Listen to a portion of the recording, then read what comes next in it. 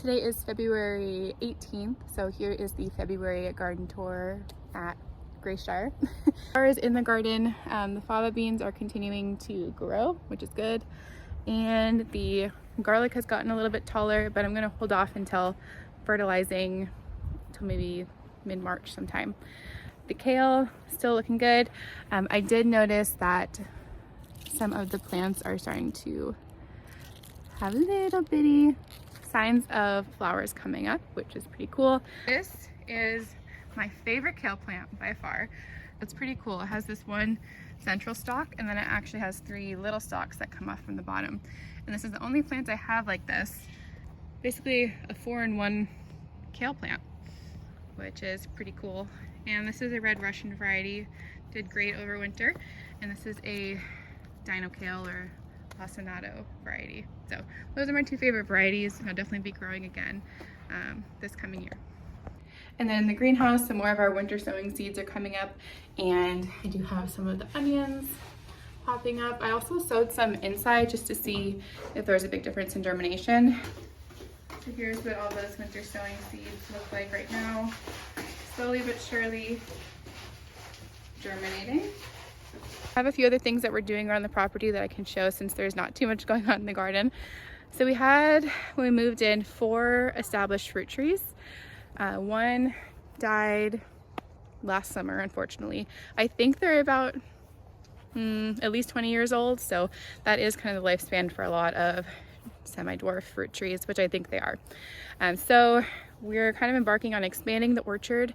So planted a sweet cherry there, a bare root cherry tree last week, and then we kind of scoped out, you can see the different markers there, and I spray painted the ones that I'm ready for my husband to help me dig holes for.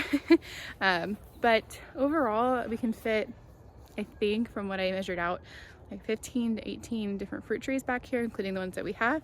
So that's been kind of a fun project and something that we've wanted to do in the beginning of all of our homestead projects, because these trees take time to get established and before they start bearing fruit and whatnot.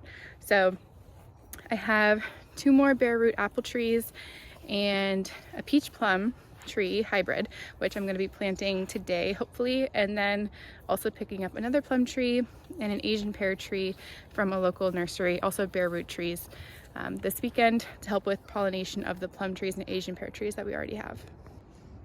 And then last but not least, we'll take a quick peek at the bunnies. This is also our 3-bin composting system back here.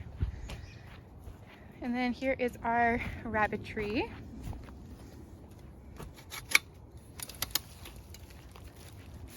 We have around 40 rabbits, I think now. We have 3 breeders. Oh, well, the boy got out. Okay, so we separated the male bunny out over here, and there is some wire or some netting here to keep him in because he kept escaping. Looks like he got out somehow, which is not ideal because we're trying to slow down the breeding a little bit. But as you can see, we have quite a few bunnies.